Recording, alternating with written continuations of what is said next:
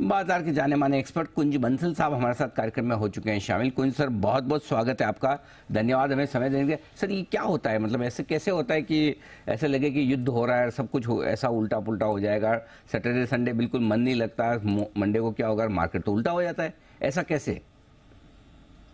जी हाँ अनिल जी। तो ये सब चीजें हमेशा से ही बहुत मुश्किल प्रेडिक्ट करना रही हैं, पर फिर भी हम लोग बाजार में हैं तो हम कोशिश करते रहते हैं।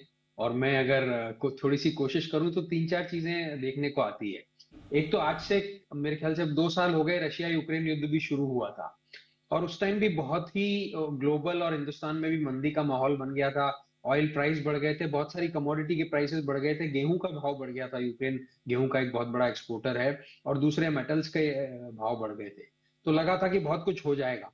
बट हम आज देखते हैं तो रशिया और यूक्रेन शायद अभी भी लड़ रहे हैं या नहीं लड़ रहे हैं, अभी तो हमें पता भी नहीं, हम मॉनिटर भी नहीं करते हैं। पर दुनिया आगे बढ़ चुकी है, वो एक तरह से लोकलाइज रह गया है। तो उसी को मैं थोड़ा सा एक्सटेंड करूं, हालांकि जरूरी नहीं है कि ऐसा का ऐसा ही हो। तो हो सकता है कि एक बाजार ने एक फैक्टर ये कंसीडरेशन में लिया है कि अब ये चीजें ठीक है, थोड़ा बहुत शॉर्ट टर्म इम्पैक्ट रहेगा, बट धीरे धीरे लोकलाइज हो जाएंगी। और उसके बाद ग्लोबल इकोनॉमीज पे इतना इम्पैक्ट नहीं आएगा। तो एक बात तो ये। दूसरी बात यह है कि आज हर सरकार का और हर सेंट्रल बैंक का, हिंदुस्तान में भी और दूसरे देशों में भी, कोशिश रहती है कि इकोनॉमी को किसी भी तरह चलाते रहें। एक इन्वेस्टर सेंटीमेंट, एक मार्केट सेंटीमेंट पॉजिटिव रहना चाहिए। और उसकी वजह से ग्रोथ आती रहेगी, लोगों को एम्प्लॉयमेंट मिलता रहेगा, बिजनेस ग्रोथ होती रहेगी। तो उसके लिए सारे कोशिश, सारे टूल्स, सारे इकोनॉमिक टूल्स सेंट्रल बैंक्स और central governments world over use कर रहे हैं। और मुझे लगता है वो एक तरह से अच्छी ही बात है। और जैसे जैसे इकोनॉमीज ग्रो होती जा रही है तो ऐसे टूल्स कहीं ना कहीं सब बैंकर्स को और सेंट्रल गवर्नमेंट्स को मिलते हैं। कुछ फिस्कल सपोर्ट देके, कुछ मॉनेटरी सपोर्ट देके, कुछ स्टिमुलस देके, जैसा अभी चाइना में हम देखने की कोशिश कर रहे हैं। तो वो एक और एक फैक्टर है। तीसरा, अगर हम बहुत स्पेसिफिक इंडिया में आए तो हम देख रहे हैं कि किस तरह से इंडियन मार्केट में फ्लोज, जो हम लोग इतने सालों से, आप और मैं और हम सभी लोग करीब करीब 20 से 30 साल की रेंज में बाजार में हो गए। तो जब हम लोगों ने हमारा करियर शुरू किया था तो हम बातें करते थे कि हिंदुस्तान में बहुत पैसा आएगा, बहुत पैसा आएगा। अब शायद वो आना शुरू हुआ है, अभी भी वो कहीं भी पीक के आसपास नहीं पहुंचा है। तो वो एक पैसा बहुत बड़ा सपोर्ट हो गया है, लिक्विडिटी इनफ्लो, डोमेस्टिक फ्लोज का सपोर्ट हो गया है कि बाजार में कहीं ना कहीं बाइंग चालू रहती है। और चौथी बात, और एक, मैं आपका ज्यादा समय ले रहा हूं पर फिर भी एक्सटेंड करें तो, हिंदुस्तान की कुछ कंपनीज हैं जो लार्ज कैप भी है, मिड कैप है और कुछ स्मॉल कैप भी हैं। उन्होंने अपने बिजनेस मॉडल इस तरह से पक्के कर लिए हैं पिछले कुछ सालों में कि रेवेन्यूज को डाइवर्सिफाई कर लिया है, रॉ मटेरियल सोर्सिंग को डाइवर्सिफाई कर लिया है, मैन्युफैक्चरिंग ऑपरेशंस में एफिशिएंसी ला ली है। तो उसकी वजह से ठीक है, ग्रोथ में थोड़ा बहुत ऊपर नीचे फर्क आता रहता है, प्रॉफिटेबिलिटी में थोड़ा बहुत ऊपर नीचे फर्क आता रहता है, पर फिर भी एक medium to long term growth उन कंपनीज में चालू रहती है। तो ये सारे फैक्टर्स मिला के मुझे लग रहा है कि बाजार में कहीं ना कहीं घूम फिर के सपोर्ट आ जाता है। बाजार में सपोर्ट बिल्कुल लगातार मिल रहा है और मिलते रह रहा है। Sir, please take your own sweet time, आराम से, हमारे पास समय है सर। आपको बुलाया इसलिए कि आपसे पूरी इंसाइट लेनी है, तो बिल्कुल आप निश्चिंत होकर बताएं। अच्छा, अब सर कुछ फिर से वो उम्मीदें जाग रही है कि नया लाइफ हाई बनाएंगे, क्योंकि अब खराब माहौल में अगर बढ़ रहे हैं तो फिर थोड़ी कुछ रिजल्ट सीजन में अच्छी खबरें आ जाए तो क्या कहना है। तो जरा एक बार रिजल्ट सीजन पर आपसे राय लेना चाहता हूँ, कैसे देख रहे हैं आप इस बार के नतीजों के सीजन को? तो रिजल्ट सीजन में मैं थोड़ा सा ओवरऑल माहौल को सबड्यूट कर दूंगा तो बुरा मत मानिए। पर फिर भी मुझे लगता है कि कोई बहुत ज्यादा ग्रोथ एक्सपेक्टेशन हमें नहीं रखनी चाहिए। और उसके कारण है कि हम देख ही रहे हैं कि किस तरह रूरल इकोनॉमी में, ओवरऑल कंजम्पशन में और बहुत ज्यादा स्पेसिफिकली रूरल इकोनॉमी में अभी भी स्ट्रेस है। डिमांड पिकअप नहीं हुई है। उसके कारण हम सभी जानते हैं, मेन कारण इन्फ्लेशन रहा है, जिसने डिस्क्रिशनरी कंजम्पशन का लोगों को बहुत कट कर दिया। इन्फ्लेशन की वजह से एक जो हमारी बहुत मिडिल या लोअर मिडिल या उससे नीचे की पॉपुलेशन है, और जो परसेंटेज टर्म्स में हमारे यहाँ हिंदुस्तान में बहुत ज्यादा है, उन लोगों ने जरूरी चीजों पे ही कंजम्पशन का फोकस रखा है, डिस्क्रिशनरी पे बिल्कुल नहीं रखा है। तो उस वजह से कंज्यूमर ड्यूरेबल्स हुए, एफएमसीजी कंपनीज ने बहुत सारी ने ऑलरेडी एक ब्रॉड आउटलुक Q2 का दे दिया है। और उसको हम देखें तो हम क्लियरली देख सकते हैं कि वॉल्यूम ग्रोथ कहीं भी देखने को नहीं मिल रही है।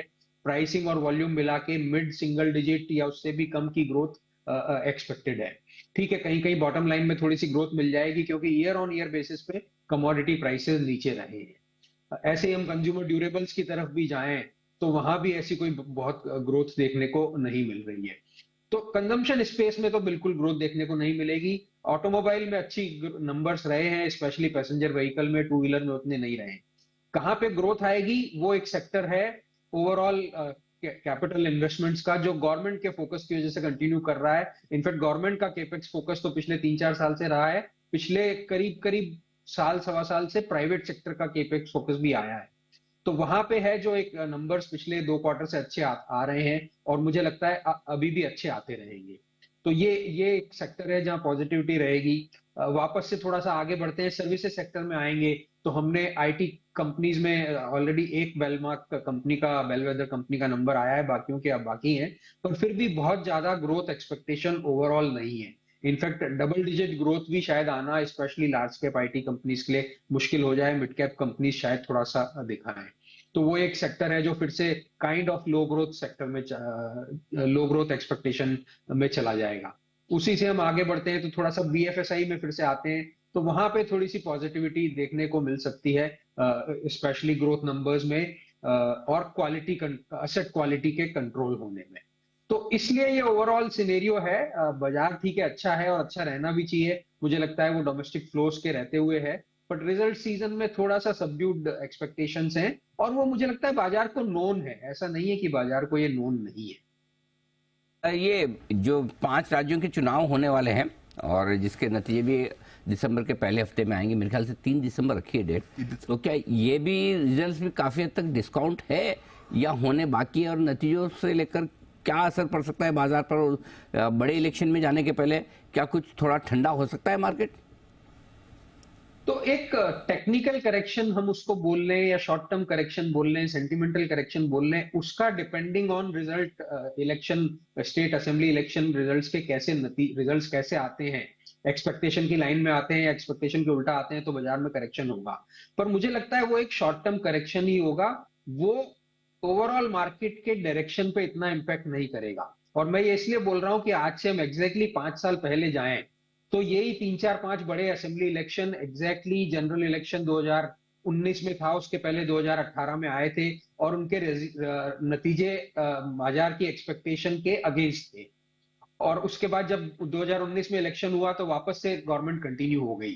तो क्या ये ऐसा हो सकता है? ऐसा मैं नहीं जानता हूं, क्योंकि मैं पॉलिटिक्स और उसका प्रैक्टिशनर नहीं हूं, बट मैं कहना सिर्फ इतना चाह रहा हूं कि उनके नतीजे कुछ भी आए, अगर हम 2018 और 19 के रिजल्ट्स को बेंचमार्क बनाएं तो उन नतीजों को बाजार एक धारणा बना लेगा या उसी को एक्स्ट्रापोलेट जनरल इलेक्शन रिजल्ट्स पे करेगा, ऐसा मुझे नहीं लगता है। तो इसलिए थोड़ा शॉर्ट टर्म करेक्शन हो सकता है। बाजार की जो मेन धारणा बनेगी वो 2024 के जनरल इलेक्शन के रिजल्ट्स के बेसिस पे ही मीडियम या लॉन्ग टर्म बनेगी। ये जो रिएक्शन रहेगा वो शॉर्ट टर्म रहेगा, और मैं फिर से कह रहा हूं कि अगर शॉर्ट टर्म आता है तो वैल्यूएशन और फंडामेंटल के बेसिस पे हो सकता है अपॉर्चुनिटीज मीडियम टर्म इन्वेस्टर्स को मार्केट में मिल जाए। सर अब ये बताएं, इस मार्केट में क्या है पसंद आपको? कोई स्टॉक्स या सेक्टर्स जहां आप पैसा लगाना पसंद करेंगे? जी हाँ, तो अब घूम फिर के, since medium term to long term investing की ही मैं बात कर सकता हूँ। शॉर्ट टर्म तो टेक्निकल करेक्शन, और उसके लिए आपके इतने सारे एक्सपर्ट्स पैनल पे ऑलरेडी मौजूद हैं। तो मुझे लगता है मीडियम टू लॉन्ग टर्म घूम फिर के हमको फंडामेंटल्स और वैल्यूएशन का कॉम्बिनेशन देखना पड़ता है, और उसमें मुझे लगता है कि अभी भी, जैसा मैं कह रहा था, कैपिटल गुड्स के एक सेक्टर में ग्रोथ आ सकती है। थैंकफुली हालांकि बाजार फिर से बढ़ रहा है, पर फिर भी रीसेंट पीक से इस सेक्टर ने और इस सेक्टर के कुछ स्टॉक्स ने करेक्शन दिया है। तो मुझे लगता है वहां अच्छी अभी भी इन्वेस्टमेंट अपॉर्चुनिटी है। जैसा मैं पहले बोल रहा था, सिलेक्टिवली बीएफएसआई में हालांकि नॉन पार्टिसिपेशन रहा है, स्पेशली प्राइवेट सेक्टर बैंक्स का ओवरऑल बाजार की तेजी में, पर फिर भी वहां एक अपॉर्चुनिटी मिल सकती है। और उसी को मैं एक्सटेंड करूं तो एनबीएफसीज ने भी काफी समय वेट करने के बाद पिछले 1.5-2 क्वार्टर से पार्टिसिपेशन दिखाया है, तो वो एक पार्टिसिपेशन चालू रह सकता है। तो मुझे लगता है यहाँ पे बाजार में अपॉर्चुनिटीज इन्वेस्टर्स को ढूंढनी चाहिए। बहुत बहुत धन्यवाद कुंज सर, आपका समय देने के लिए और विस्तार से बाजार का डायरेक्शन और निवेश के मौके हमारे दर्शकों को बताने के लिए। Thank you so much sir, धन्यवाद। धन्यवाद।